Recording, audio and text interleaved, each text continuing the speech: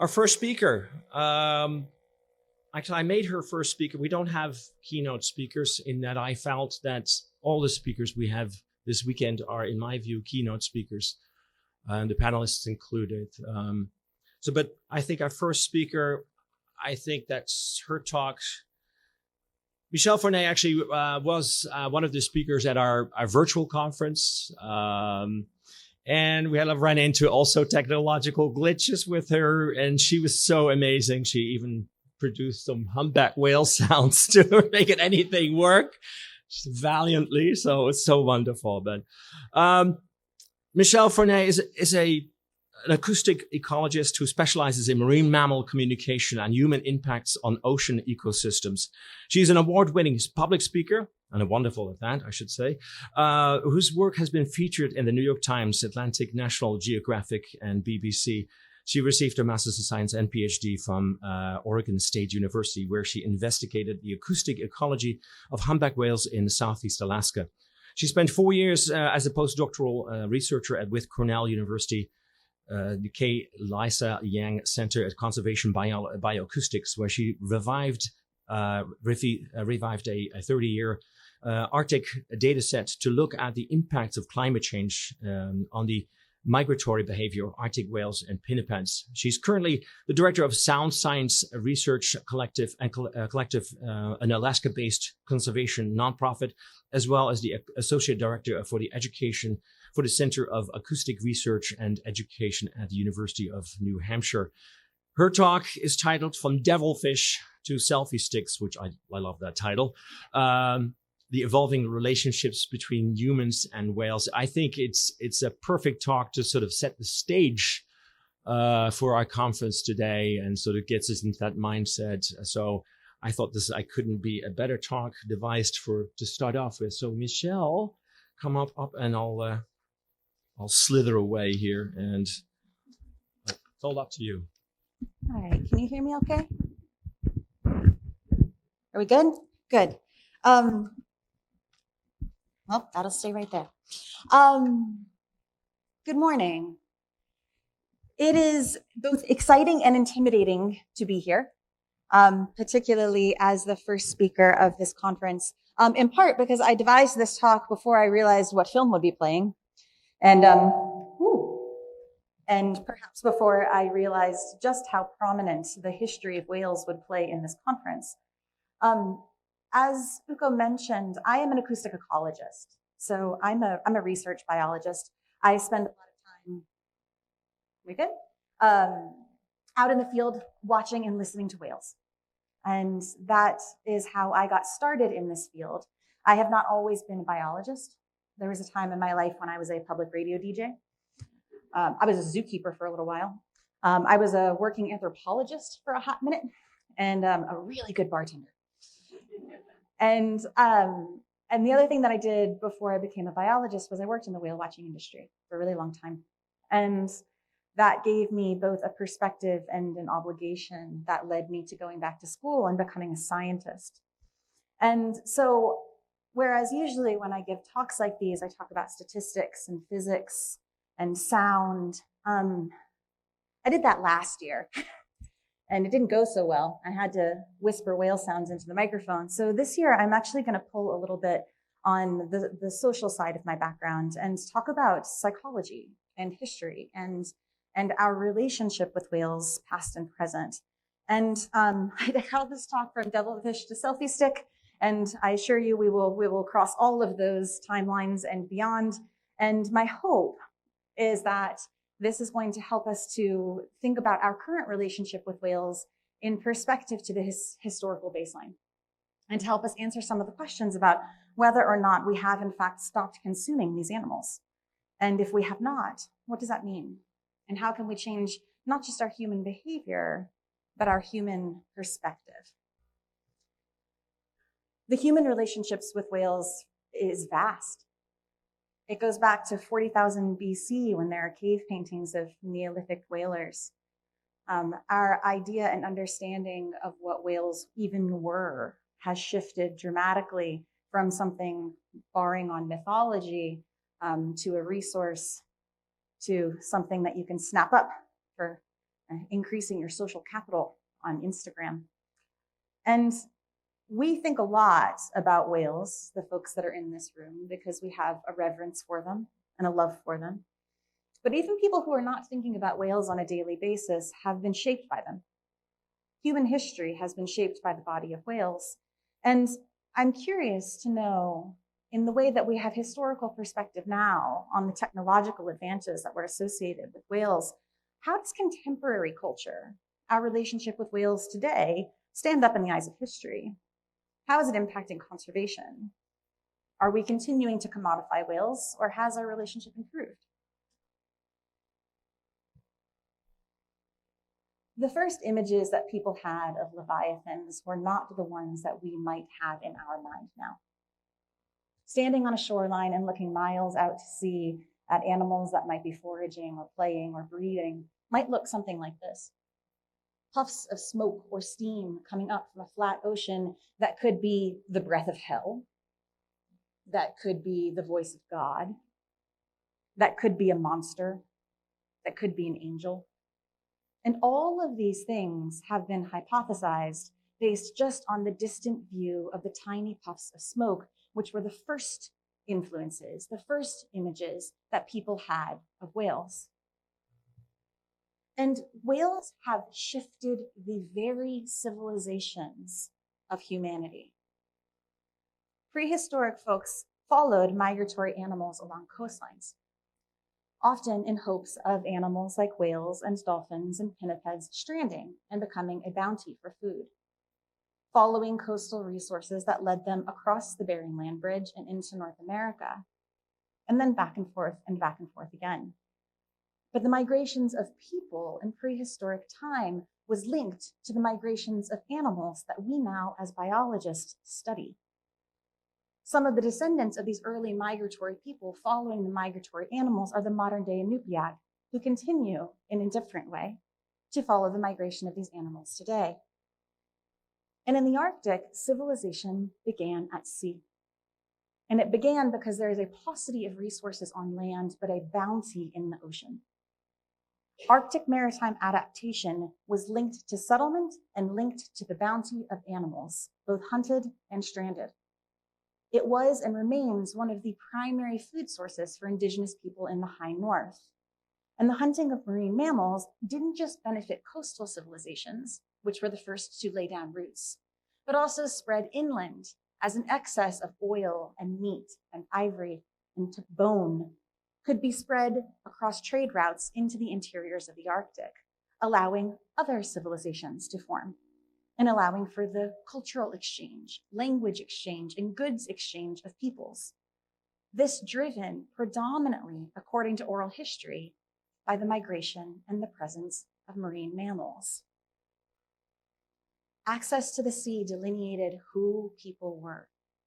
Cultural boundaries, language were linked to specific resources that could be found along the edges of the oceans. Trades of marine mammals crossed those cultural and resource boundaries, allowing for the exchange of ideas and for civilization to alter, to change, and to flourish.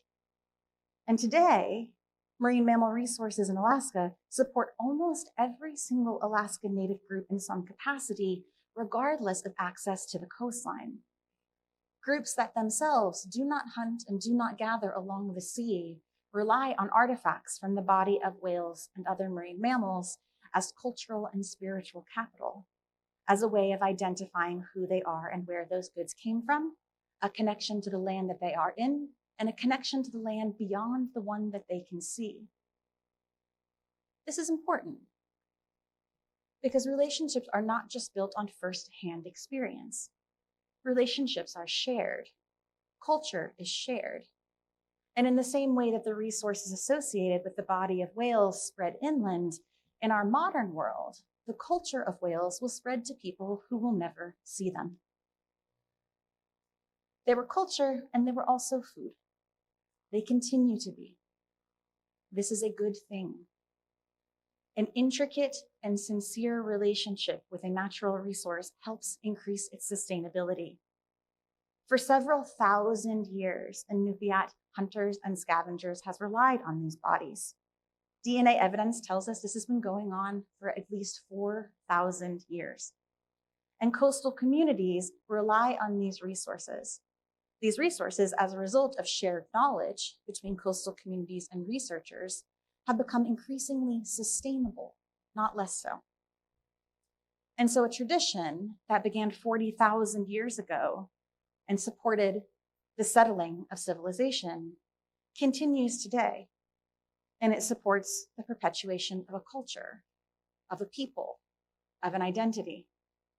Now, this is a snapshot. This is a snapshot of how Arctic people in Alaska ended up settling in response to this natural resource. But this happened worldwide in different capacities. So beyond whaling traditions and cultures that have maintained much of the same identity and practices over time, there are other cultures where the relationship to whales started as something and shifted to something else. And the impacts of whales went far beyond the coast. Now, in my first slide, I showed you puffs of smoke. Very, very difficult to know what that was. And when folks first started imagining what these animals were that created these steam plumes into the air above the ocean, their imaginations were vivid. The Cetus, which is pictured here, the sea monster, was expected to have sharp glass-like scales that would blister and burn should you touch them. The horns on the top of the Cetus's head were filled with boiling gases that would create boils and instant death. The teeth of the Cetus were said to be poisoned like those of a snake. And in fact, sea snakes, sea serpents, and Cetus in ancient Greek were all synonymous. Now, these images that we see here were drawn on maps, were drawn in books, were put into the biological record alongside dragons and unicorns and sailfish and walrus.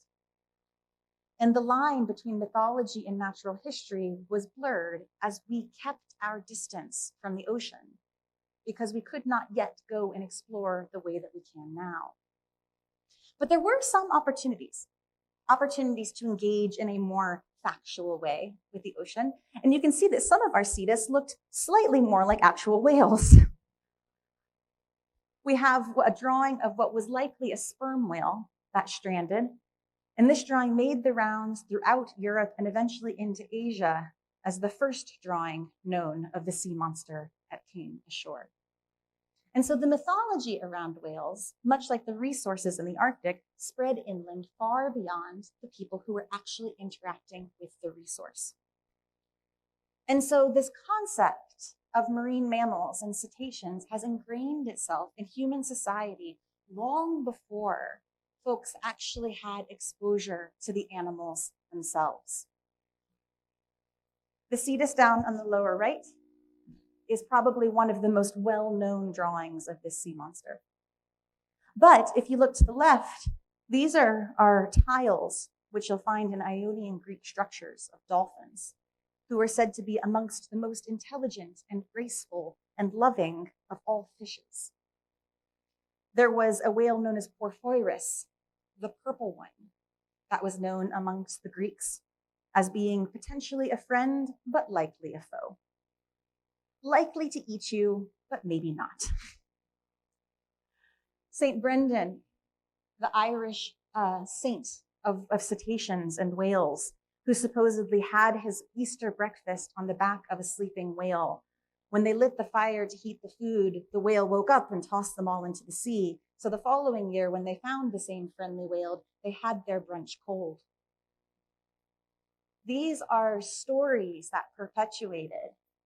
In the churches throughout Europe, you'll find whalebone and whale jaws that are forming archways over altars and forming doorways, an homage to Jonah and the whale which delivered Jonah. But at some point, our exposure to whales became more hands-on. In about 1000 AD, the Basque whalers started actively taking whales from the ocean. Again, this is likely a rendering of something that actually happened, probably a North Atlantic gray whale. a species which is now extinct due to activities much like this one. By flensing the blubber off of these animals and by collecting the baleen, coastal whalers developed a new form of commerce. And coastal whaling throughout Europe, and then later extending into North America, became a very valuable enterprise. But it was done with small boats, it was a dangerous affair, and it couldn't be done far from shore because of the lack of resources. It didn't take long for this change. We started to see shifts in how whales were taken from the sea as we began to rely on them more and more. Gray whales, right whales, bowhead whales, and then later sperm whales became primary targets as we stopped just coastal whaling and began heading out into open ocean to take resources and bring them back again. In the 1700s, Atlantic gray whales and right whales and bowhead whales were synonymous. They were all just the right whale to hunt. With the exception of gray whales, these whales would float when they were killed. They were slow, they were naive, and they were easy to find. As the gray whale population plummeted, right whales and bowhead whales gave cause for bigger ships, more dangerous journeys, and heading out into colder and icier waters. And these risks gave way to mythologies and fairy tales and a reverence for the whaler that perpetuates today in the current pop hit sea shanties that we are hearing on the radio and on Spotify. Whaling only intensified. Oil changed everything. Whale oil was the first widespread, widely available bright light in human history. Now, while the wealthy could afford things like whale oil candles in their homes, largely whale oil was used by the public. Whale oil lamps were set up throughout the streets of London, and in doing so, there was such a sharp decrease in crime that when the candles ran out, people would run and hide in their homes. It became a national commodity. It became a sign of prestige if you could live in a place where the lights never went dark. Sperm whale oil was among the most prized of all of the whale oils. Preparing for this talk, I did a lot of research on the different ways of rendering oil and whale oil, and I was interested and surprised to see just how different smell, color, texture, and burning was of sperm whale candles versus that of bowhead whales and right whales and gray whales, of which there's very little information. Sperm whales became the dominant, almost property of Yankee whalers. Yankee whaling was the most effective form of sperm whaling on the planet, and they began to dominate the resource, so much so that it played a significant impact in the Revolutionary War. When there was conversations between the not yet President John Adams and the then Prime Minister of Britain, John Adams issued a threat. He basically said, if you continue to put a tariff on American goods, we will deprive you of whale oil. And imagine what's going to happen in London then. The thieves and the miscreants are going to take over and burn down all of your homes. There will be absolute chaos. And for a while, the threat kind of worked. So much so that the British whalers then worked with other European whalers and started hunting their own whales. So not exactly an effective way to save the sperm whales, but perhaps an effective way to expand that industry outward. The demand for sperm whale oil was so intense that by the 1830s, they were getting harder to come by. And we started expanding outward into animals like humpback whales, fin whales, blue whales, and eventually even the small but fast minke whale. It was during this expansion away from the toothed odontocetes that fashion got a thirst for the body of the whale. Now, almost everyone at this point is familiar with the concept of a whalebone corset.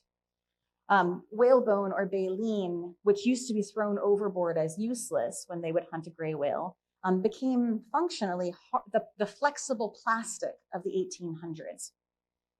So it wasn't just the need for corsets, it was also the need for toothbrushes and buggy whips and sled runners.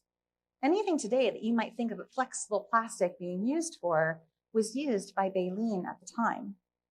And so the demand shifted from being just that of light to also that of light and culture, a desire for having things.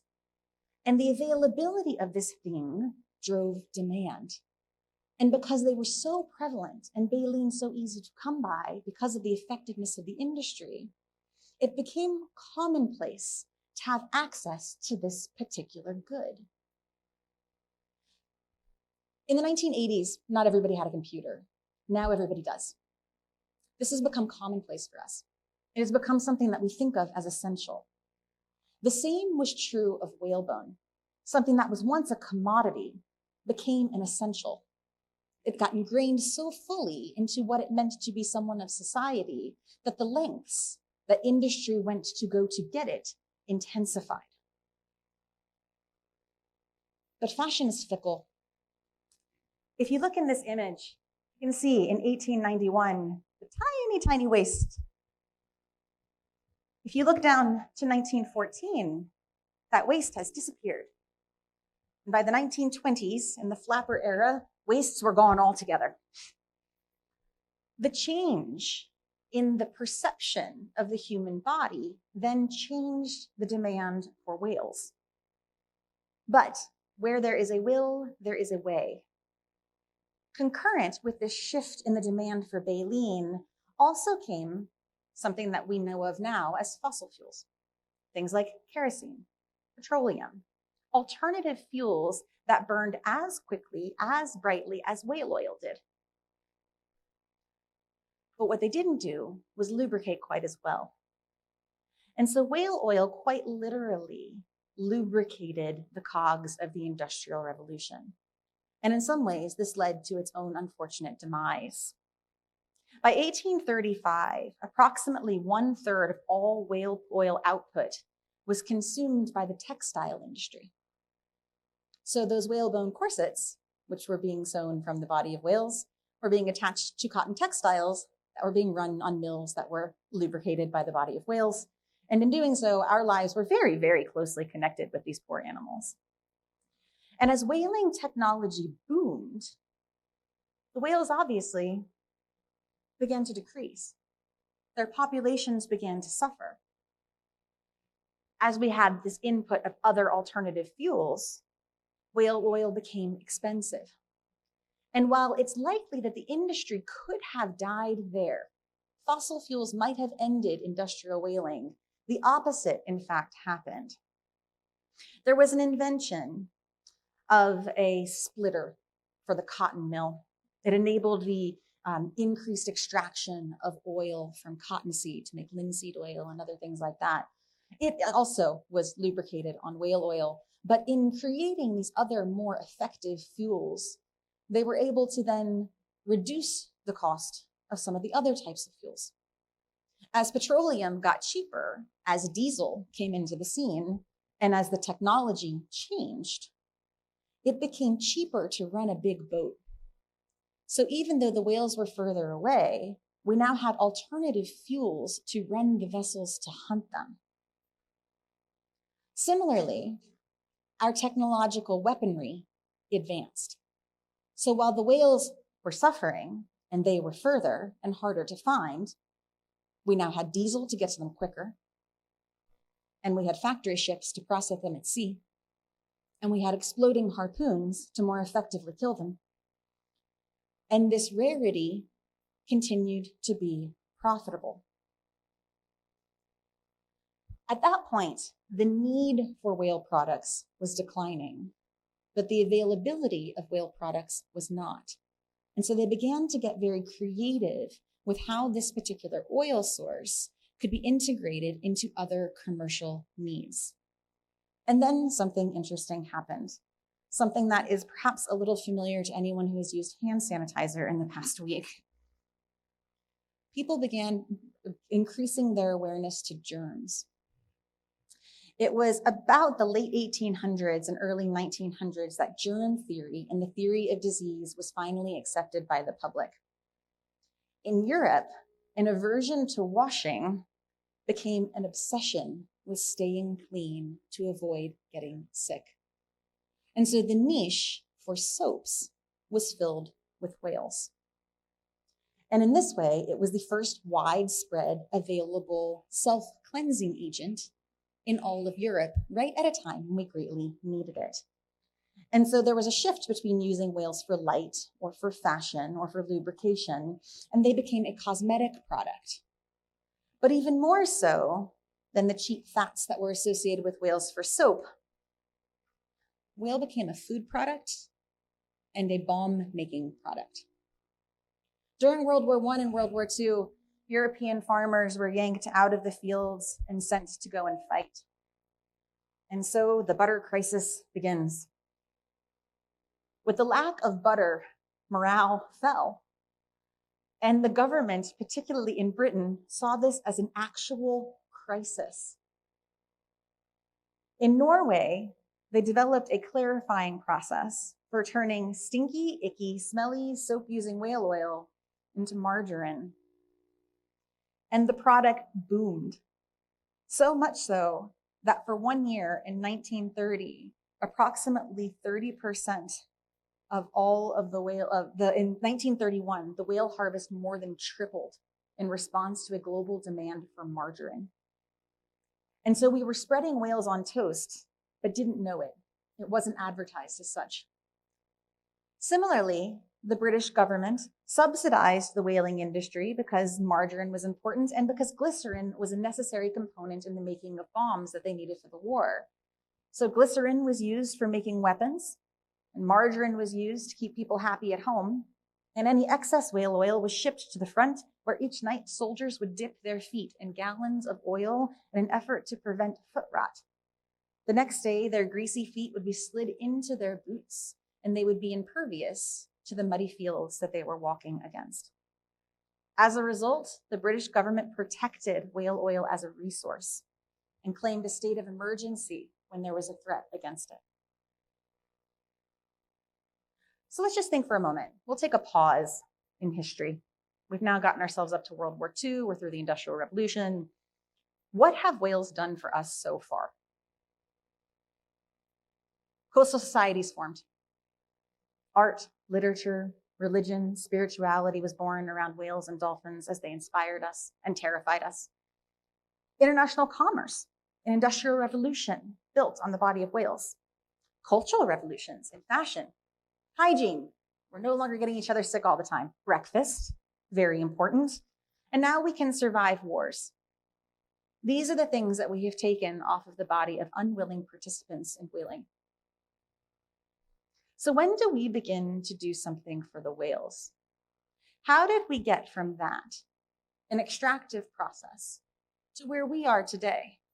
A group of like-minded individuals in some respects, sharing a space devoted to the conservation and well-being of what we consider a sentient creature. Again, often this is linked to technology. We saw a technological shift. One of the biggest ones was cameras. Animals that we could not see before, we could now photograph. Cameras became portable. Film could be developed in a personal darkroom instead of being sent off to the Kodak company. Simultaneously, due to the war effort, the Navy began listening. Hydrophones were developed so we could understand the ocean perhaps was not as quiet as once expected. And then once we started capturing all of these images, we developed the technology to broadcast it to the world with television. And so between the 1930s and the 1970s, we saw a cultural boom in what we think of as the human relationship with whales. This picture here in the lower left was taken from marine land in Florida. In 1938, the first cetaceans were placed in captivity.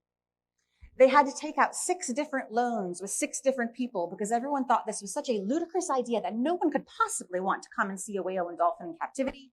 And on opening day, 20,000 tourists showed up to visit marine land. The tanks were 6 feet deep. They were only 520 gallons. Tiny tanks.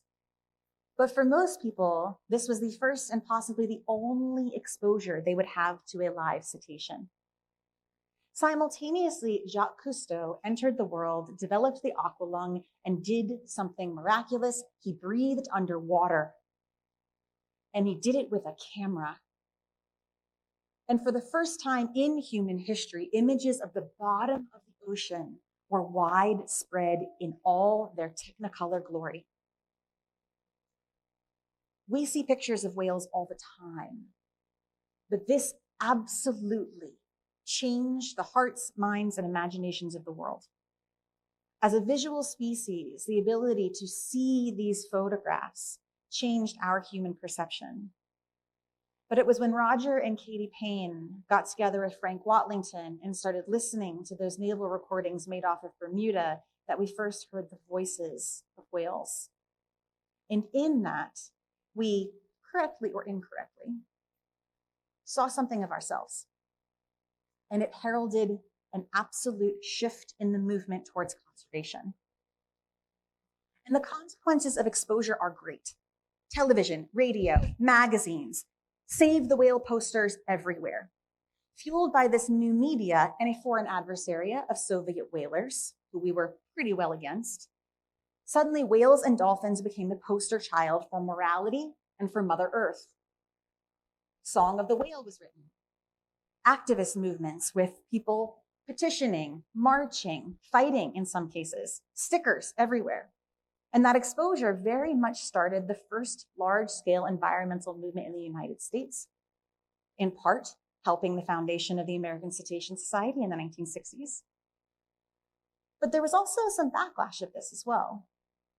We think of the Save the Whales movement as an altruistic act to go and protect cetaceans, but at the same time, the national fascination with whales and dolphins led to the increased capacity for captive animals, which we lacked the capacity at the time to know how to effectively care for. And a deep anthropomorphizing of animals that are in fact quite different from our own. So it was in the 1960s that we saw the first captive killer whales pulled from Puget Sound. The television show Flipper, which I rewatched on the plane on the way over here. If you haven't seen it in a while, it is so weird. But all of this gave us access to these animals, and we had never had that kind of access. And this led to Greenpeace. This was their first big movement, still a big movement for Greenpeace. A small offshoot of Greenpeace took a small boat, and they went down into the Southern Ocean. And this, I think, is lesser known. They confronted this very large Soviet whaling ship. They had cameras rolling. What they also did was they brought a megaphone and they played the album. They played whale songs to the Soviet ship, thinking, this is going to change their minds. This is absolutely what's going to do it. It did not. They shot the whales anyway, but they got it on film. And they went back and they played it on CNN. And they played on every major news channel in the United States that there were these heartless Soviet whalers that were endangering the lives of both people and these helpless whales. And putting that on television is akin in some ways to what we did with the Vietnam War. We showed people tragedy and travesty in a way that we had not done so before, and that swayed public opinion. And we did this concurrent, not just with images, but also with sound. So we tugged at a multi-sensory heartstring in humanity. And again, one where we continued to say, the whales are like us. We should protect them because they're like us. And in 1982, there was a moratorium on whaling. Now, the IWC had already issued a full stop on because the population themselves were falling. So while yes, the Save the Whales movement absolutely changed public perception, one of the primary drivers of the cessation of whaling was because there were no more whales. We had driven so many populations to or to the brink of extinction that it was no longer a profitable industry. When you coupled that with a change in human perception, human pressure, and human behavior, we had a big success, one that maintains, one that we continue to abide by. And the IWC and many others supported the shift to whale watching. Now, I know that whale watching can be controversial. Done responsibly, it is an enormous boon to communities and to whales. When you calculate the ecosystem services provided by a whale, which Again, a little bit tricky when you want to take an intelligent creature and tell you how much money it's worth. But they are worth far more alive than they are dead. As an educational beacon, as a change for communities. One of the best examples of this that I think is in Kaikoura, New Zealand, where I have had the privilege to spend very little time. Kaikoura was a small, sleepy town that was economically depressed. They had approximately 3,200 visitors to the village every year. Following the advent of whale watching, the town boomed, and now they have approximately 10,000 to 25,000 visitors that come every year, citing seeing the whales as one of their primary motivations. In the United States, whale watching employs as many as 25,000 people. And 25% of the people who go out on whale watching tours report the whole reason for their visit to that particular locale was to see the animals specifically. This is particularly true where I do my work in Southeast Alaska, where people will take cruises to Alaska just to see a whale. This is a really important shift. We killed them, we wore them, we ate them. Now we want to see them. And this brings us to now. Whale watching started in the 1940s. That was when there's a first official whale watch. Really picked up in the 80s and 90s. And now it is a booming industry, a fairly regulated industry, although a lot of those regulations are voluntary. But what's changed isn't necessarily the way that we are whale watching, although that's a conversation for another talk. But our passengers have changed. Our human culture has changed. Now, there was a lot of photographs taken in the 1970s. In 1970, there was approximately 27 million photographs taken per day. It's a lot of photographs. In 2022, there's approximately 4.7 billion photographs taken every day. If you'd like an image on that, that little bill in the front is $10,000. That little stack of bills, that's $1 million. That giant pallet of bills, all of those, that's $1 billion. This is the increase in the number of photographs that we have taken in a single day. Multiply that big pile by 4.7, and by the end of the day, that information is going to exist on this planet. So we went from having a generation of folks who had never seen a whale, who didn't know what a whale was, who had no relationship with the whale, to being in a position where we have so much access to information, including images, ideas, marketing associated with whales. Now, does that increase our reverence for them, or does it not?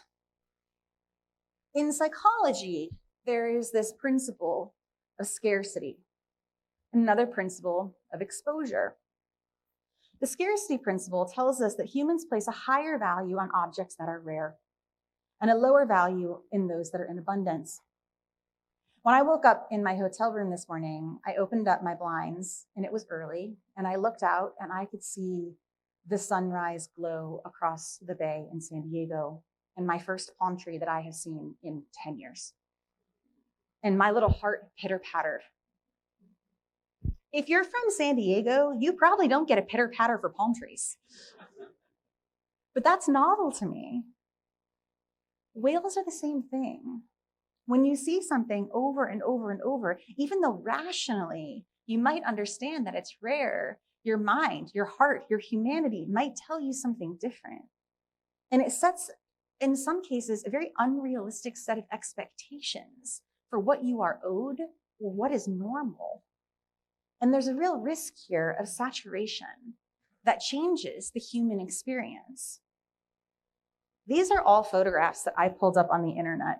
2 of these are stock images in PowerPoint. When you type in whale, it gives you this beautiful breaching humpback, and then it gives you these lovely whales that are approaching that stand-up paddleboarder. I didn't even have to find those. PowerPoint just gave them to me. They're like, oh, you're talking about whales. You must want one that's jumping out of the water. You must want one that has you in the picture. I've worked in whale watching for a long time.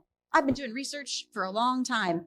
I can tell you that I don't often get humpback whales breaching beautifully into the sunset in this particular viewpoint. And if I was from Iowa and I traveled to Southeast Alaska because I wanted to see my first whale and I didn't see that, that might impact my experience. Setting expectations is important. Similarly, how we talk about whales, how we talk about dolphins, and who we talk about them in relation to matters with whether or not we think they are a consumable or whether or not we think that they are an independent, valuable, sentient being. If you have ever seen a whale wave its pectoral fin on a whale watching boat, you have probably heard somebody say the words, "It's waving at me." This is natural. That kind of enthusiasm of wanting to have a connection with the whale. I have also seen a very angry whale slap its pectoral fin against the water when a boat ran right up on it. This was an aggressive behavior. And the person in the boat, "It's waving at me." It's not actually about us, but we set these expectations that it might be. And when we start to think that we have relationships with wild animals that have never met us before, we start having these dangerous boundary-pushing behaviors. So in this regard, our exposure to whales is both a practical and a philosophical problem. Because otherwise we get this. We get people who think the whale is going to jump out of the water, and then they go home and they tell their grandmother they saw a whale, and she's like, yeah, that's great. But we've pushed this even further. I know it's an awful picture, isn't it? On the coast of Argentina, they had, I think it was Argentina. I should probably fact check that. But there was a blue whale that washed up on shore. People carved their names into it. They sat on top of it for selfies. You're probably familiar with the photo of the baby dolphin. This is not just one instance. There are at least 2 documented ones. Baby dolphins plucked out of the water, passed around on land, and killed. If you Google selfie with whales, there's an instructional video on how to do it in Maui.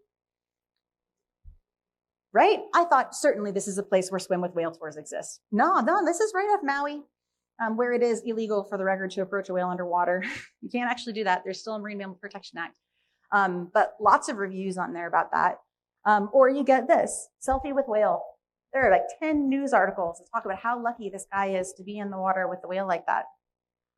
There are more photographs of whales on the internet than there are the total number of cetaceans on the planet. Investment wanes when urgency is lost. Even though we know these animals need our help, even though we have a rational response to facts and figures and information, we all know that science struggles. We have an image problem. Whales don't, but we do. If we inundate our society with this concept of abundance in a land and an ocean where whales are scarce, how do we get the societal buy-in that we actually need to make decisions? Each of these dots represents a study that cites North Atlantic right whales. These are in Google Scholar. This is the number of results you get when you put in North Atlantic right whale. This is the number of extant North Atlantic right whales. We have far more information than we have individuals, and it's important that we use it. And then I mentioned we have this tendency to say that animals are like us. I got quoted, not my favorite quote, in National Geographic this past year on an article about how right whales in the North Atlantic are hugging. And you can see they've talked to a lot of researchers, and none of the researchers actually say, yes, the whales are hugging. There's a lot of scientific dodging going on in this particular article, but made headlines everywhere. Right whales love to hug. Or this idea, is a dolphin a person? What makes something a person if it's as smart as we are? The article says dolphins may be the Earth's second smartest creature, next to humans, of course. Now, I hazard to guess that if a dolphin gave you an IQ test, you probably wouldn't do that well. In the same way that when we gauge animals against our human standards of intelligence, they don't do quite as well as we are, because the test isn't actually made for them. So we test for intelligence to reveal the skills necessary for survival, but it should be survival in an organism's niche. not to imagine how an organism would do if it was in our niche. So when we look for animals, we're so often saying, are they doing what we do? And that somehow increases their value. Not are they perfectly mapped for their environment? Not how do they perceive the world? But this is a hill I will die on. Whales are not like us. They perceive the world in a completely different way. They perceive the world via sound. They perceive the world via pressure and temperature in 3 dimensions in a way that we can't quite imagine. And this is largely a history talk, but I will put in one small piece of science. As an acoustician, I study humpback whale calls, the lesser known, much less sexy vocalizations of humpback whales. Calls are these tiny little blobby units of sound, whereas song, just like us, is a multiple, structured, repeated, and predictable units of sound that is analogous to humanity. This is a humpback whale whoop call. This is probably the most commonly produced humpback whale call on the planet, and it sounds like this. Could you hear it? Good, because if I make it through this talk without imitating a sound, I'm going to be thrilled. This is a humpback whale droplet call. Can you hear it? Oh. Okay, humpback whale droplets sound like. They're quiet. They're small. They change. Now compare that to humpback whale song. Humpback whale song, which has units, which are made into phrases, which are made into themes, which then are repeated. Highly structured, lots of analogies to humans. The recording for this is not going to play, but you can imagine, highly structured. Now, that is actually a very small subset of the vocal range of humpback whales. Only male humpback whales sing. Only reproductive or pre-reproductive males will sing, which means it is actually possibly about 1/3 of the population that is producing song. And yet that's what we think of when we think about the sounds that whales make.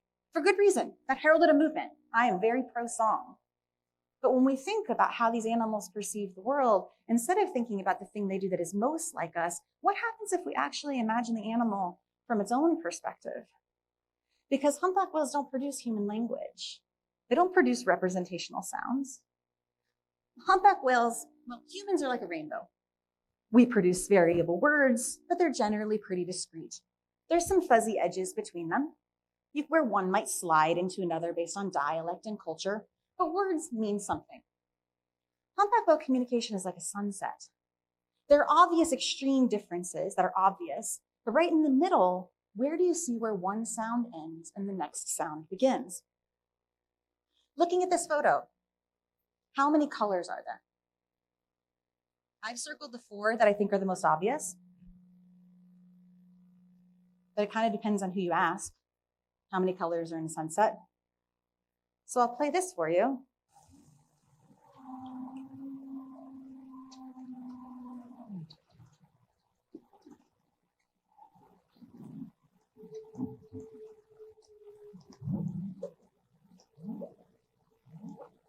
And ask you, how many different sound types do you hear?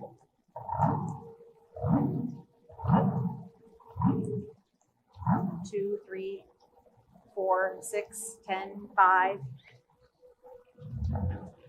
Kind of depends on who you ask. Now we can tease these things out mathematically, and we do. But perhaps we should ask the whale. Instead of layering our human thought onto something, which we need to do in lots and lots of instances, the human brain's really important. But there are ways of including the perspective of the animal into how we understand its ecology.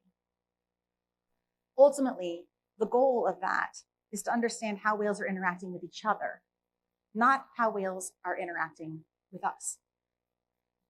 As scientists, we take a sort of soft biological Hippocratic oath to do as little harm as possible to the greatest benefit of our systems, which includes humanity.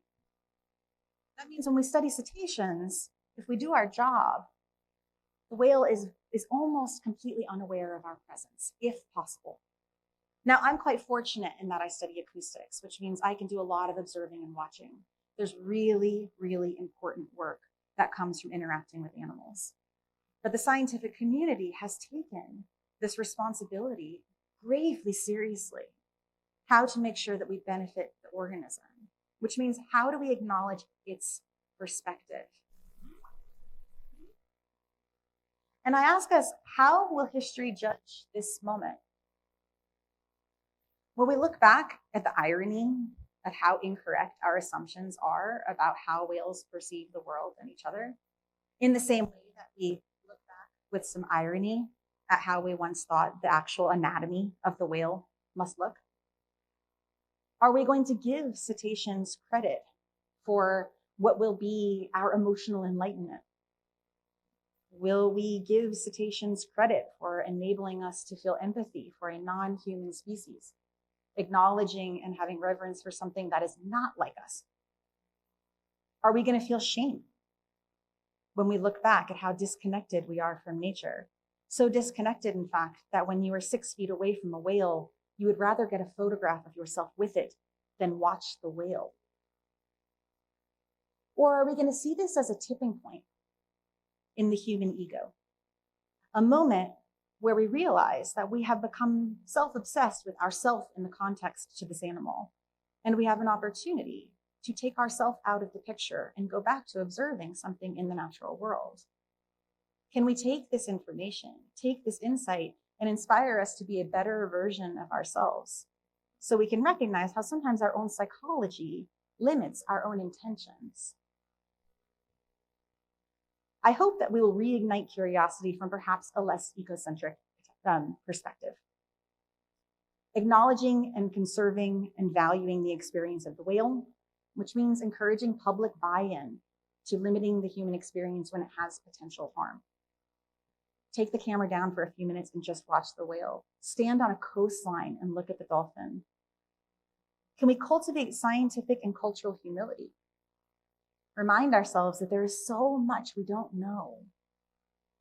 There was a time when we weren't curious about whether or not humpback whales sang, because we didn't have the knowledge to be curious about it. What is the next thing about the ecology of whales and dolphins that we are currently ignorant of? Can we have reverence for the ordinary and reverence for the other? So what does this relationship have in common with industrial whaling, our current relationship? That it is not, in fact, the whales themselves that are driving the relationship. It's us. That we are continuing to consume whales, but now non-lethally, which is a great opportunity to improve conservation. And that there have been ecological shifts that these whales have done. But it's not that the cetaceans have developed a newfound reverence for us. Their relationship for us is largely responsive, but perhaps we can cultivate a newfound reverence for them. And so my question then to end with is, what if the next evolution of our relationship with whales is one where they hardly know that we exist? And with that, I thank you very much.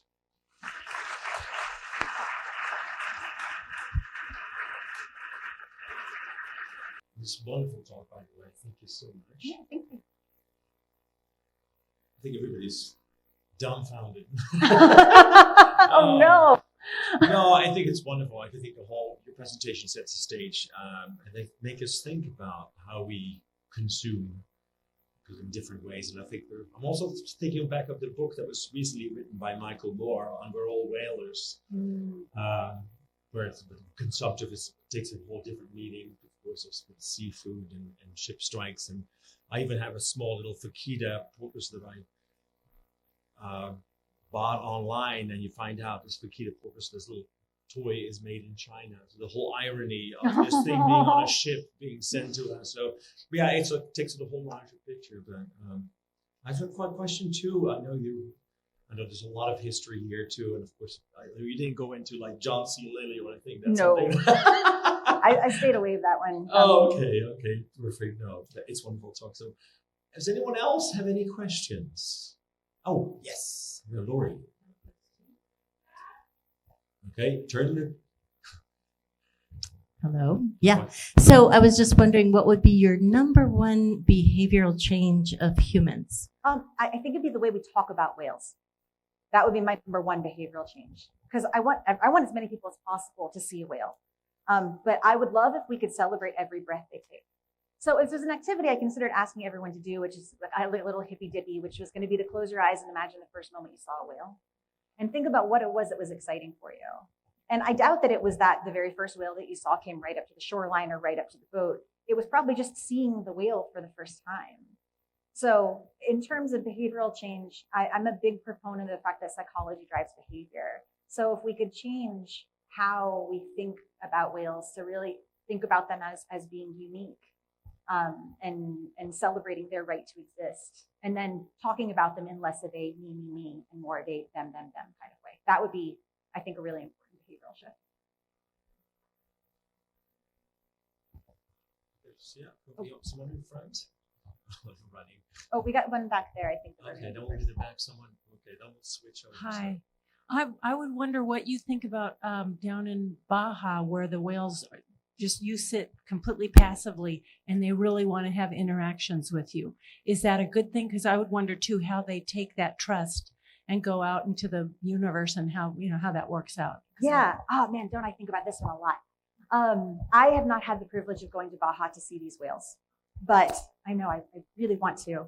But I think that, and originally I think that was sort of what got me interested in this particular talk actually, was if it had been a 2-hour talk, we would have had a whole second chapter on how whales have shifted in response to human behavior, including their cultural shifts, changes in migration, changes in communication, and changes in trust.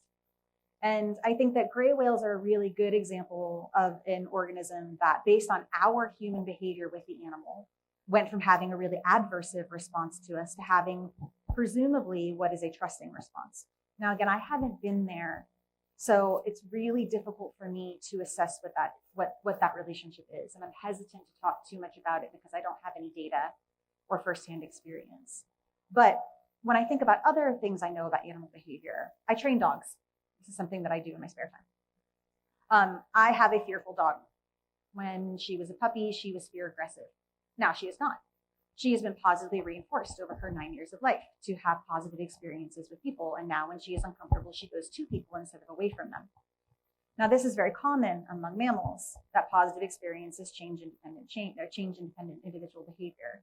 So I can only think that with gray whales, that they are being somehow positively reinforced for this behavior. And if, as it has been described to me, these relationships are a boat standing still and the whales coming up and actively engaging, that is a shift in the amount of ecological trust that organism has for people. I struggle with how humans respond to that. Not with how the whales do, but I struggle with the idea that we think that means that all whales love us and that all whales want that, and that is the expectation that we have of how we interact with wild animals. So it's not that I necessarily think that particular individual isolated instance is a negative one, but I do think that the constant posting of photographs of people petting the gray whale on the tongue sets an unrealistic expectation for how we should interact with wild animals. And I would also hazard to guess that while some gray whales engage in this behavior, that many of them do not. And that is probably an activity that is contingent on the ecological context. And so if I were to take a small boat and go out and run up on a gray whale and try and pet it in the tongue, I don't think they would all like that. So I think that's another example of how it's really important to let the animal drive the relationship and drive the behavior. So necessarily that I think that instance is a tricky one. It is the commercialization and popularization of that interaction that I think has longer lasting implications. There's someone in the back, I believe. No? Oh, no. Okay. That's all right. Any other questions? Oh, there's some questions in the back. We'll switch the microphone to the other side. Yeah. Oh, we have two. No, we'll go. Yeah. While we're setting that, we'll go to Phil. Okay. Michelle, I'm very tempted to ask you how you would explain the value of a whale to a Trump voter, but I don't think we'll go down that particular rabbit hole. I do have to just take issue with one thing you said about the history of gray whaling in the North Atlantic. There's really very little evidence that gray whales were taken in the North Atlantic. There are a very small handful of records in medieval times which sound like gray whales. A couple of them very much so, one from as late as 1620. But there's really no direct evidence that they were taken by the Basques. There's very good evidence, including anatomical specimens, that the Basques were taking right whales. We know that very well. So this whole idea, I mean, we know that gray whales were extinct by about 1800 in the North Atlantic. The whole idea that whaling was what wiped them out, maybe it did, and you can make an argument that maybe in prehistoric times people were taking them, and there's no record of that. But it's possible they were just on the way out anyway, and maybe whaling finished them off. But anyway. I think that's a really good criticism. So I was I won't claim to be a historian of whaling, although I dabble in that as an interest. The most recent evidence that I was reading about was when they actually found ships that had gray whale bones upon them, whaling ships from the North Atlantic. But you're right, that isn't actually definitive evidence of the fact that whaling was the number one reason for that. So I should adjust my language there. And I think that that's true in general, that there's a great deal that we don't know through the lens of history because of lack of record keeping. And as record keeping has increased, our knowledge of the relationship between whalers and population whales has been documented in some cases. But that's actually an excellent criticism. It is a hypothesis and not anything definitive. And I think that that's also an important note, is that I talked about scientific humility. It's really important for us to acknowledge when we get feedback when perhaps we're incorrect. And it's also helpful not to always blame humans for everything, that sometimes we nudge along natural human processes. So I would hope that that's a field of study that perhaps we can learn more about. That way we can see whether or not we did in fact shift that particular population. But that's a helpful criticism. Someone in the back there? Yeah, it's a great presentation. Thank you. I'm not sure if you've ever gone undercover on commercial whale watching trips just to see how they do in terms of their messaging to the passengers, but I'm curious if you have, or even if you've been on whale watching trips where the crew or the captains know who you are and your background, what type of job you think those companies are doing in terms of trying to get the right expectations to the passengers? That is such a great question. So another thing I didn't have time for in this talk was the whale watching literature, which is extensive. There's some really wonderful studies done on whale watching and the impact of whale watching. That really struck home to me the most. There's two of them actually. One that was recently done by Dr. Ortega Chavez in Bahia de Medeiros, where they looked at expectation. And they said if they set the expectation that folks were going to stay farther away from the whales for the benefit of the whales, that there was a higher level of satisfaction reported. And that the number one driver of satisfaction of the passengers on those boats, it was quite a large sample size, was how well they thought the vessel operators behaved themselves in terms of conservation around the whales. Similarly, another really lovely study on swim with dwarf minke whale. Ooh, there we go. Looked at, these are dive boats that go out, and on your dive ship, you can also then get in the water and swim with these dwarf minke whales. And what they found was that it was the people who didn't know they were going to see whales that enjoyed them the most. That having a reduced expectation changed the level of satisfaction. So I have done just that, not intentionally. I didn't ambush whale watching vessels, but I do go out on whale watching boats quite a lot with friends and family and colleagues and things like that. And I would say that it's really variable. I've whale watching vessels that I thought really did a glorious job of explaining why the vessel was doing what the vessel did. And I think that that's the experience. And have been on boats with whale watching operators that ran up as fast as they could 100-yard mark and then stopped so that they weren't in violation of the suggested whale watching guidelines. And the wake of that 57-foot boat with 140 passengers then went over a sleeping whale, and they made it breach, and everybody clapped and hurrahed. So I think education of anyone who's going to be in the water around whales is really important. And I also think pulling from the literature on how to cultivate educational experiences for whale watching, it's better for everybody. Everyone. So I think that there's a lot of hope there. Huge body on the impact of whale watching vessels on whales and dolphins that I didn't go into here. And I think we need to be very careful there But in general, I'd say that I think that it is possible to carry that sentiment really effectively. Oh, I'm not sure who was first here. I had a couple of questions, maybe also in the back there.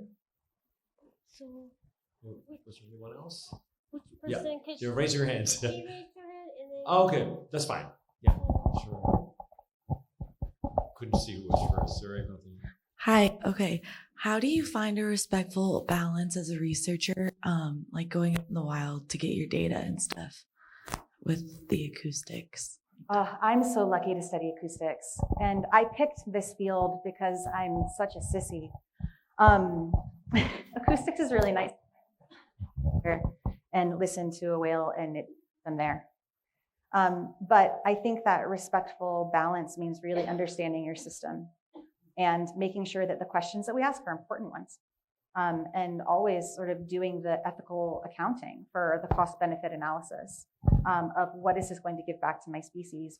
Am I just doing this because I think it's cool? And not to say that there's not a lot of importance in science for the sake of science. We shouldn't all be doing applied science all the time.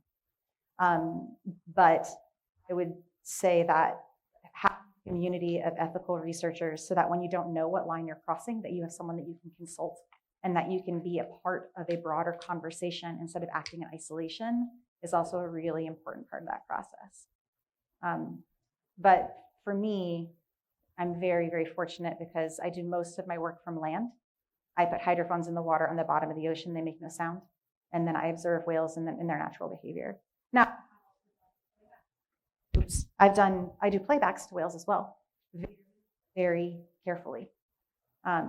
So I'd say letting the science drive there and also being very aware before you do anything of what a response looks like so that you can mitigate it. I think we have maybe time for one question before we go on a break here. Yeah, go ahead. How do you get someone interested in whales without using anthropomorphism and using analogies like, oh, they love us? You know? That's a great question. How do you get people interested in space? Space doesn't love us back. Like, it's like vastness is fascinating. Things that are bigger than us are fascinating. Deep sea animals are fascinating. They are not like us. Blobfish, 10 trillion hits on the internet. I don't think anybody is going around saying, you know what I want to be when I grow up. So I think talking about the complexity of life as it relates to itself instead of... my favorite experience I've ever had with a whale was it took a breath. That was it. It took a breath. I was standing on shore in Glacier Bay National Park, and the whale was foraging. It had no idea that I was there. But I was watching. And when it inhaled, just the act of its inhalation vibrated my body. That was the most extraordinary moment I've ever had. And I think when I tell people that story, that helps. That the simple act of breathing can be magnificent.